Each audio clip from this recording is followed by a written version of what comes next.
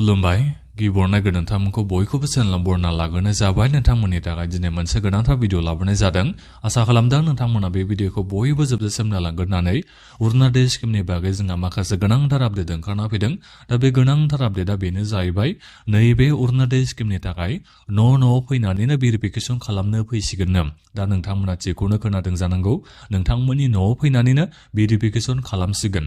दा बेनिखायनो सोरनाव भेरिफिकेसन खालामनो फैगोन, जेनेबा नोंथांमोना जायफोर दायो अरुणोदय स्किमनि जाय फैसा मोनगासिनो दङ, दा नोंथांमोननि न'आवल'सो फैनानै भेरिफिकेसन खालामफैगोन ना जायफोर बिथांमोना दायो अरुणोदय स्किमनि फैसाखौ मोननो हायाखै दा बिथांमोननि न'आवसो थांनानै भेरिफिकेसन खालामहैगोन नामा अरुणोदय स्किमनि थाखाय, आं बेखौ दायो नैबे भिडिअनि गेजेरजों खोन्थाहरजोबनो नागिरदों। दा बेनिखायनो गासिबो नोंथांमोना बे भिडिअखौ जोबजासिम नायनानै लाबानो जाबाय। नोंथांमोननि थाखाय बे भिडिअआ जोबोद मोनसे गोनांथार भिडिअ।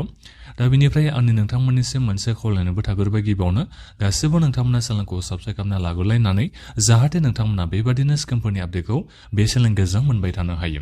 दा जोंहा खौरां बिजोङाव होगासिनो दङ, जोंनि नैबे आसामिसनि माखासे गिदिर निउस चेनेलफ्रानो दायो बेखौ होगासिनो दङ जे नैबे अरुणोदय स्किमनि थाखाय न' थांनानैनो भेरिफिकेसन खालामहैसिगोन होननानै।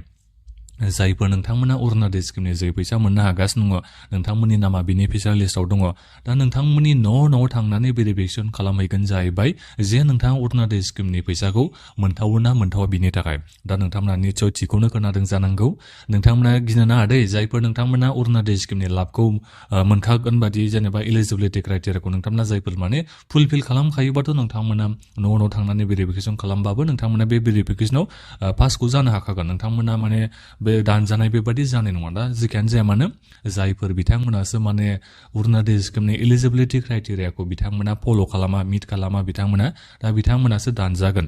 जेरै साख्रिआवला मानसिफोरनि न'खरा अरुणोदय स्किमनि फैसाखौ मोननो हाया, दा बिनिफ्राय न'खरनि फेमिलिनि इनकामा बोसोरसेयाव 4 लाखसिम जानाय जानांगौ। 4 लाखसिम माने 4 लाखनि बिथोराव थानाय जानांगौ। 4 लाखनि बारा न'खरनि फेमिलिनि इनकामा जुदि जायोबा नोंथांमोना एप्लाइ खालामनो हाया, इनएलिजिबिलिटि जायो। दा बेबादि नोंथांमोननि न'खराव थांनानै बिथांमोना भेरिफिकेसन खालामनायाव मोनोबा अब्ला नोंथांमोना अरुणोदय स्किमनि थाखाय दानजागोन। दा बेखौ नोंथांमोना खोनानानै मोनबाय जानांगौ। आरो बिनिफ्राय जायफोर नोंथांमोना गोदान एप्लाइ खालामनो सानदों, दा नोंथांमोननिसिमबो भेरिफिकेसन खालामगोन होननानै आं बेखौ खोनानो मोननाय जादों। दा बियो सैथो ना मा, दा बेखौ जोङो एसे उनावसो मिथिना मोननो हासिगोन। दा जिखियानो जाया मानो जायफोर नोंथांमोना दायो अरुणोदय स्किमनि जे फैसा मोननो हागासिनो दङ, नोंथांमोना इलिजिबोलबाथ' नोंथांमोना मोनबाय थागोन। नाथायबा जायफोर नोंथांमोनासो इलिजिबिलिटि क्राइटेरियाखौ मिट खालामा, न'खरनि फेमिलिनि इनकामा बोसोरसेयाव 4 लाखनि बाराबा नोंथांमोना अरुणोदय स्किमनि फैसाखौ मोननो हाया।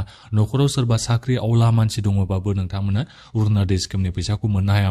आसा कर्मचारि बिनिफ्राय बायदि ओंखाम संग्रा बायदि जोंहा इलिजिबिलिटि क्राइटेरियाव दङमोन। आं बिनि बागै एसे उनाव नोंथांमोननिसिम खोन्थाहरफिनगोन सोर नोंथांमोना अरुणोदय स्किमनि मुलाम्फाखौ मोननो हाया बिनि बागै। दा जिखियानो जाया मानो माखासे कन्डिसनाव माने अरुणोदय स्किमनि मुलाम्फाखौ मोननो हाया आरो। दा बेनिखायनो जायफोर नोंथांमोना दायो मुलाम्फा मोननो हागासिनो दङ, नोंथांमोनाथ' मोनबायानो थागोन। नोंथांमोना भेरिफिकेसनावल' मोजाङै खालामना होबानो जाबाय। नाथायबा माब्ला बे भेरिफिकेसना जागोन दा बेखौ मिथिना मोननाय जाथ'वाखै। दा जिखियानो जाया मानो दायो आसामिसनि माखासे गिदिर निउस चेनेलफ्राव बेखौ होगासिनो दङ जे न' थांनानैनो भेरिफिकेसना जासिगोन होननानै। दा नोंथांमोना गासिबो डकुमेन्टसफोरखौल' रेडि लाबानो जाबाय, जेरक्स बायदि नोंथांमोना खालामना दोनखाबानो जाबाय। एसे उनाव जेब्ला जागोन आं नोंथांमोननिसिम भिडिअ बानायना खोन्थाहरगोन। दा बेनि आरो खौराङा आं नोंथांमोननिसिम दायो बेखौ खोन्थाहरनाय जाबाय। दा बेखिनियावनो माबाफोर नोंथांमोना दायो सोंनांगौ दङबा भिडिअ बक्सआव कमेन्ट खालामबानो जाबाय। जायफोर बिथांमोना माने इलिजिबिलिटि क्राइटेरियाखौ मिट खालामा बिथांमोननिखौल'सो दानना होनाय जागोन। दा बिनिफ्राय साख्रिआवला न'खरनि मानसियाथ' अरुणोदय स्किमनि मुलाम्फाखौ मोननो हाखाया, नोंथांमोना बयबो मिथिखागौ। दा बिनिफ्राय जुदि मुलाम्फा लायोबा सिगाङावथ' चिफ मिनिस्टार बिथाङा बुंखादोंमोन, इनकुवेरि बायदिसिना खालामनायनि बाथ्रा बेबायदि बुंलायलांदोंमोन। दा जिखियानो जाया मानो दाबा मा खालामगोन दा बेखौ जेबो बुंनो हाया, जेबो बिथाङा बाथ्रा बुंथ'वाखै। दा जिखियानो जाया मानो उनाव मा आपडेट ओंखारना फैबाय थायो आं नोंथांमोननिसिम भिडिअ लाबोना खोन्थाहरगोन। नोंथांमोना गासिबो चेनेलावल' आपडेट थाबाय थाबानो जाबाय। दा बेखिनियानोमोन, नोंथांमोना बे भिडिअखौ बयनोबो शेयार खालामना होबानो जाबाय, जाहाथे गासिबो मानसिफ्रानो मिथिना मोननो हाखायो। दा बेखिनियानोमोन, गोजोन्थों।